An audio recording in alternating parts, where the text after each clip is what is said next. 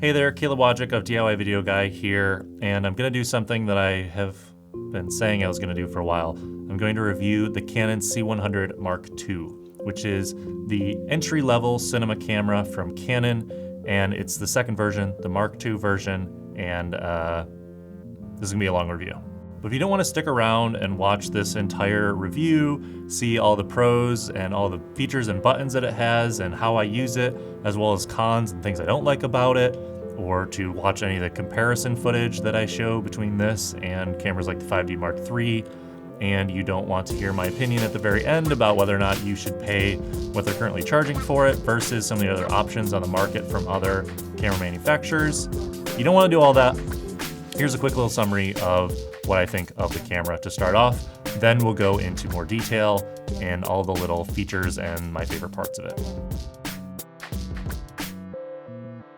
My three favorite things about this camera are that it's an actual video camera, coming from a Canon 60D and then a Canon 5D Mark III, going from using a stills first camera, which has some video features, to a dedicated video camera was a huge upgrade, getting things like waveforms and focus peaking and built-in ND filters and all these additional features that you get on this kind of camera versus using like a 5D are huge. Next, I really like how using it feels. The ergonomics, the customizations of removing the handles and changing all the buttons, all of that is really great as well. And then the third thing I really like about this camera is the image quality. It's a huge step up from something like a 5D Mark III, which you'll see later in this video when we compare them side by side. But it's a 4K sensor down to 1080p, and it looks really, really good. And then three quick things that I don't really care for with this camera. It doesn't shoot 4K, even though that sensor is 4K. It doesn't really shoot very good slow-mo. It only goes to 60 frames per second at 1080p, which I have used, and it's a little bit of slow motion if you then play it back at 24 frames a second, but it's not 120 or 180 or 240 frames per second that some other cameras have. And lastly, it's still kind of expensive for what you get compared to the competition, and I'll talk about that a lot later in the video. So to wrap up this quick summary before we dive into the full review, it is a great camera that doesn't shoot 4K, and if you're in a studio environment where you're just gonna have things locked down and you can have audio recorders around and other kinds of features aren't needed that you will need if you are doing weddings or run and gun or documentary style, or you're just out and about filming a lot and you need to handhold the camera, maybe go with a different kind of camera, maybe one of the mirrorless options that's a little cheaper and a little bit smaller. But I really, really do like this camera. I'm really glad that I bought it.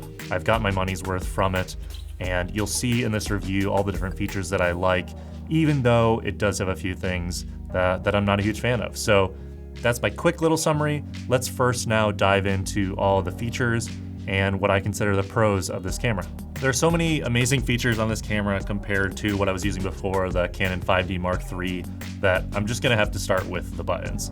There are a ton of buttons on this camera versus going into menus and doing a lot of the things you needed to do in other DSLRs or using touchscreens like on some of the mirrorless cameras. I love how physical the buttons and the functioning of this camera is. And if you don't like what the buttons are programmed to, you can customize every single button. You can customize the ones on the back of the camera, on the side of the camera, on the hand grip. There are 3 record buttons. There are different autofocus buttons. You can pretty much set up this camera however you want it. This camera is just really modular and adjustable to whatever it is you're trying to do. If you don't need the top handle because you want to save some weight, you can take that off and you can still plug in a microphone to the microphone jack. You can move the screen around, you can flip it back towards you like I'm doing right now to record this video. You can remove the handle as well if you want it to be really small and you're gonna put it in a gimbal or up on a drone. You just have a lot of options as you can slowly take the camera apart. You can move the grip down if you're doing a shoulder rig of some kind. You can just do a lot of different things with this camera that you can't do with a single DSLR or mirrorless body. The flip out LCD screen is actually pretty good. It's a decent size, it looks pretty good, and you get a lot of features on there like waveform monitoring, focus peaking, You can add zebras to show your exposure levels, which have 2 customizable options for that as well. You can get your audio levels. You can completely customize the display to add or remove any of the settings that you have on your camera currently, or you can completely clean it up and see just the image you're recording. The Canon C100 Mark II has 2 built-in picture profiles that are super helpful. The first one is YDR, which gives you a little bit more dynamic range in the highlights and in the shadows. And it also has Canon Log, which is an even flatter picture profile. Now, shooting in Canon Log takes some practice and you need to know what you're doing, but what you can do is you can add a lookup table to Rec. 709, which is the 1080p broadcast standard color profile. And so you can shoot in Canon Log, but on your LCD and in the viewfinder, you can actually look at it like it'll look after it's color graded. So if you like to shoot in a flat log profile, but you have someone there that needs to look at it that actually doesn't know what it's going to look like after it's color corrected, you can have them still look on the screen and see what it's going to look like. Another feature of this camera that's been huge for me to be able to still shoot at a shallow depth of field when I'm outside in sunlight is the built-in neutral density filters. Normally, on a traditional photo camera, you'll have to screw on a neutral density filter onto the end of a lens, and that just takes a lot of time. Plus, you have to have more of those in your bag for the different sizes of your lens. This camera has them built into the body. So it has a 2-stop, 4-stop, and 6-stop ND filter that you can toggle through. And so if I'm shooting outside and it's super bright, but I still want to shoot at an aperture of 1.8 or 2.8 or something really shallow, then I can turn on the neutral density filter to 2 stops, 4 stops, or 6 stops, and I can still get that shot with the bokeh blurred background. So that is a huge feature that's super helpful when you're shooting in bright environments. Another great feature of this camera that they actually added to the C100 Mark I as an upgrade is the dual pixel autofocus. And so what that actually does is it uses 2 parts of a pixel to find the depth of something, and it can actually autofocus using camera lenses like any of the photo lenses in the EF or EFS series. Some of them are quicker. Some of the lenses that have STM in the name, the step motor that they use to focus, are a little bit faster. But that autofocus button is huge. When you're running and gunning and you don't have time to pull focus quickly, you can just push that autofocus button, it'll slowly find the focus, and then you know it's a lock when the box turns green. It's super helpful. And if you're considering getting a C100, I would pay the extra $500 right now to get the dual pixel autofocus. It's just a super helpful feature. There are even some lenses that work with the Canon C100 Mark II that do face tracking. I have one of these lenses, the 55 to 250 millimeter, and I want to get some other ones just because that single feature alone is really helpful for certain kinds of shoots. The audio options for this camera are pretty great too. You have a built-in microphone, so you can get a scratch track even if you don't have any mics plugged in.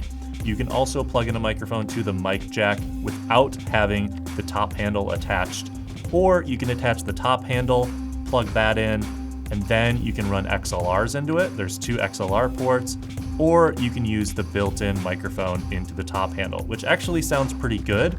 And I often have that running and an XLR just so I have a backup. Some other great options of this camera are that you can relay record, so you can be recording onto one SD card and into the second slot, have another card there ready to go, and when that first card fills up, it'll just keep recording to the next one.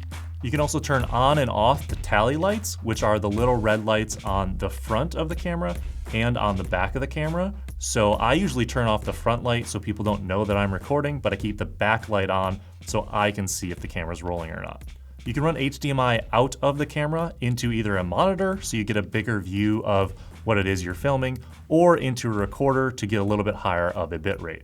Lastly, a feature that I use quite often is the built-in Wi-Fi. So you don't necessarily need to be near a Wi-Fi network, but the Canon C100 Mark II will make a Wi-Fi network that you can connect to with any internet browser. So a phone, a tablet, a laptop, even a desktop computer, you can connect to the Wi-Fi of the camera and actually control it. So this is really huge if you're doing gimbal work, if you're filming yourself and you need to be able to hit record or focus it, or if you're using a drone or have it placed up somewhere where you can't get to it, you can change aperture, shutter speed, you can focus the camera, hit record, look at a live view of it and see what you're looking at. It's a super helpful feature. It's not completely seamless speed-wise. You're not going to just watch it as a monitor, but the fact that you can even control the camera remotely is super, super awesome. And now moving on to the cons of this camera, and calling them cons isn't really fair because most of these are just wish to haves for me. None of these are deal breakers.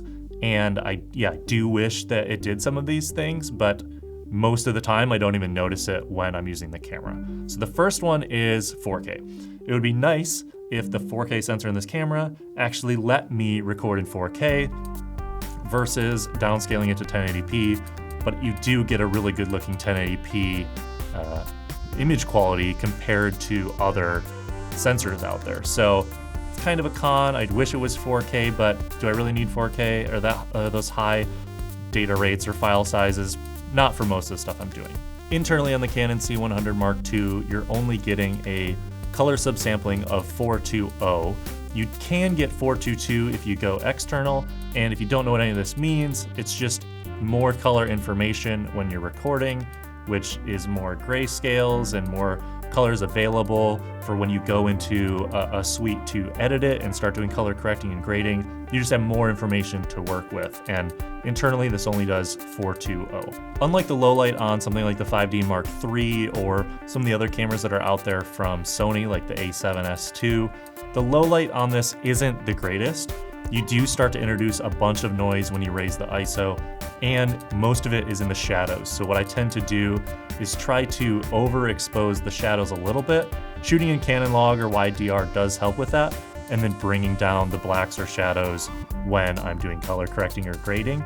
But there still is a lot of noise in the darker areas of the shot. One minor thing that bothers me on mine is both of the handles kind of jiggle a little bit unless you tighten them down super hard. And once you tighten them down super hard, they're really hard to actually remove. So that top handle, I'll get a little bit of a jiggle if I'm trying to handhold, which is annoying. Same with the side handle, unless I really crank down those screws to stay in place. Next, I wish that you could use face auto detection with all of the lenses. I have 4 L series lenses from Canon, some other ones as well. And the fact that there's only a set of lenses that do the face tracking is kind of a bummer.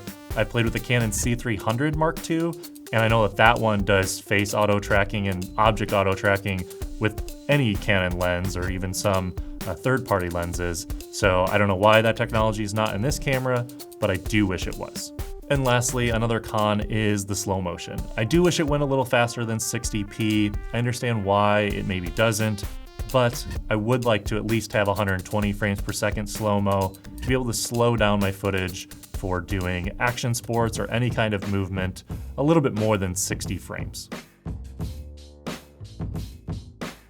Now let's compare the Canon C100 Mark II to a Canon 5D Mark III. This is what I upgraded from over a year ago, and I feel like if you're looking at the Canon C100 Mark II, you either have Canon C100s or you're shooting on some DSLRs from Canon, like something in the 60D or 6D or 5D series, something in there you're looking to upgrade and get an actual video camera. So let's do some comparisons between what a C100 Mark II looks like and what a 5D Mark III looks like.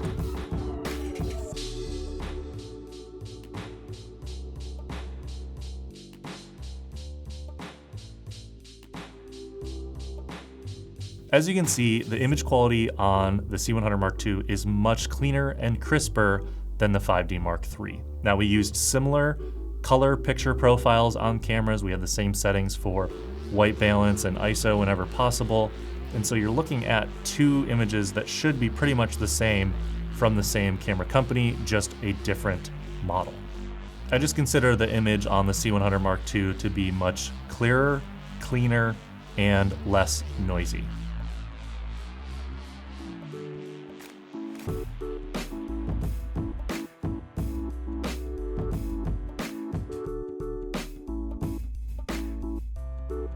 You're also getting more dynamic range, specifically if you shoot in wide DR or in Canon log, and you'll get more definition in the highlights and the shadows when doing so.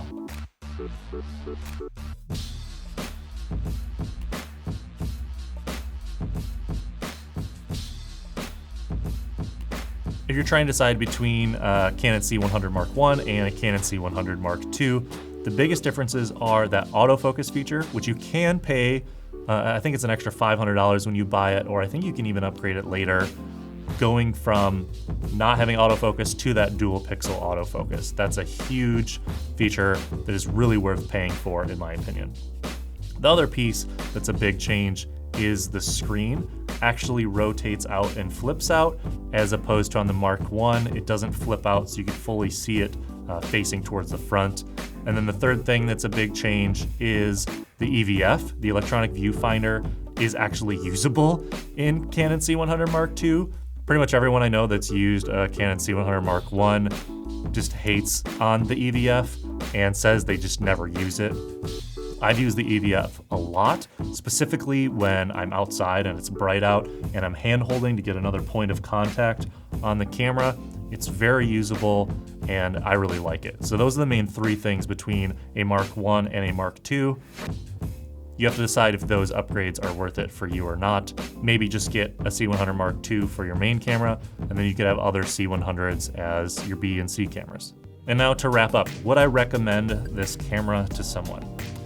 I really like this camera. I bought it in January of 2015, before a lot of the 4K cameras in this price range came out. I paid $5,500 for it, and I already had a couple 5D Mark IIIs, a bunch of L series glass from Canon, and I was kind of committed to this Canon ecosystem. Now, knowing that you can get a Sony camera or a Panasonic or some other brand and put a Metabones adapter, speed booster on it, or even get EF mounts on cameras like the Blackmagic Ursa Mini, or going up into Red and getting into an EF mount there. There are a lot of options for cameras. So do I recommend this camera to someone right now? I know they dropped the price to $4,500 a few weeks ago at the time of recording this. The price might be different if you're watching this in the future. But if you are committed to Canon, if you have a lot of Canon cameras and a lot of Canon glass, and you're looking to get your first cinema line camera, I actually do really recommend this camera. You're not gonna get 4K, but that's actually a pro and a con in my opinion. 4K workflow uses way more data. Usually it's 4 to 5 times bigger file sizes. You need a faster computer to edit 4K video, and you're still getting a 4K sensor in this camera, so your 1080p footage looks really, really good. And honestly, you could put it up next to some 4K footage and it's still gonna look decent. Now, there are a lot of cameras out there in the $2,000 to $5,000 price range, and it really just depends on what your needs are. If you want to have a smaller camera and you aren't concerned about things like programmable buttons, having XLRs directly into the camera without having to attach another piece of equipment, and you don't have a bunch of Canon glass, I'd probably recommend that you go with the Sony line, because they're a little bit cheaper if you go with the A7R II or the A7S II or anything that comes out after those. Those are going to be just, a couple $1,000s, and you can still use Canon glass on them with the Metabones, but it's just not going to be a cinema camera that you can kit out to do a lot of stuff you want to do. At this point, with the Canon C100 Mark I being cheaper, I think it's $2,500 without the autofocus, $3,000 with the autofocus. If you're focused on video, I would get a C100 instead of a 5D Mark III. If you really need the stills aspect and you're going to go dual photo and video, then yeah, maybe stick with a DSLR. But if you're really focused on video, getting an entry-level C100 or going a little bit further and getting this Mark II is a game changer.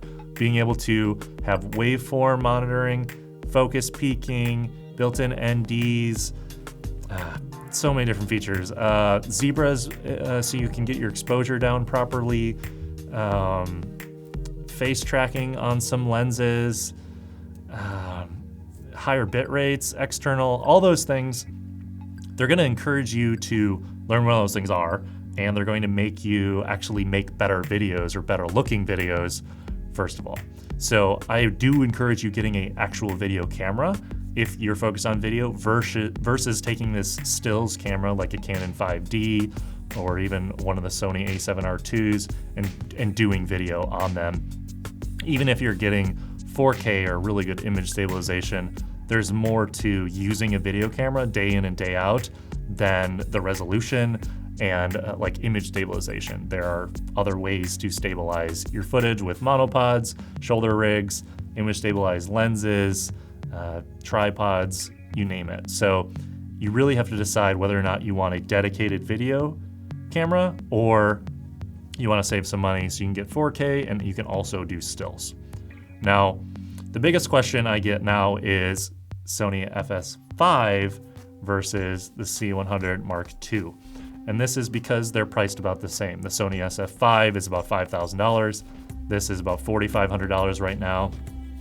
And it really comes down to what you have lenses for and if you're wanting to commit to one of the brands.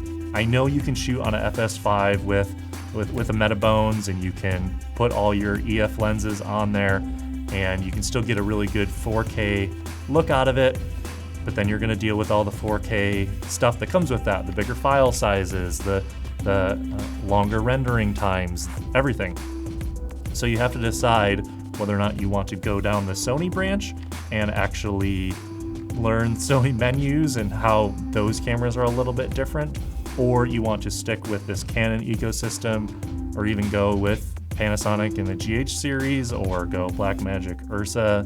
There's so many different options right now that my number one recommendation is to borrow or rent the camera that you want to spend thousands of dollars on and actually go shoot with it. So take it out, go shoot with it somewhere, get some test footage, put it on your computer, see how it looks, and then maybe go rent or borrow the other camera you're looking at. You could do it both at the same time and do side by side, but then you're just doing tests of nothing. You're not actually using the camera. So I like renting or borrowing one at a time, shoot an actual video, start to finish on it, and then just see what you think.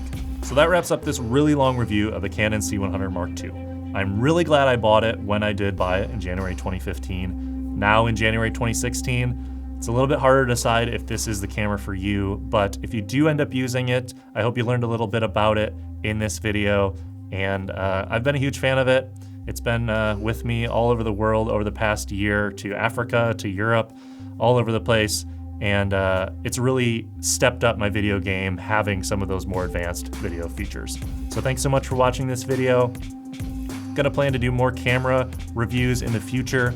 They're a little bit more daunting because there are so many buttons, there are so many features, there's a ton of considerations because the budget's a little higher. So that's why this video isn't just a couple minutes long like a microphone review or other piece of equipment. So if you watched it this far, I appreciate you sticking with me. Subscribe to the YouTube channel or click like on this video below if you want to see more camera reviews and video tutorials on how to make better videos for the web. I've been Caleb Wojcik, DIY Video Guy, and I'll see you in another one. Cheers.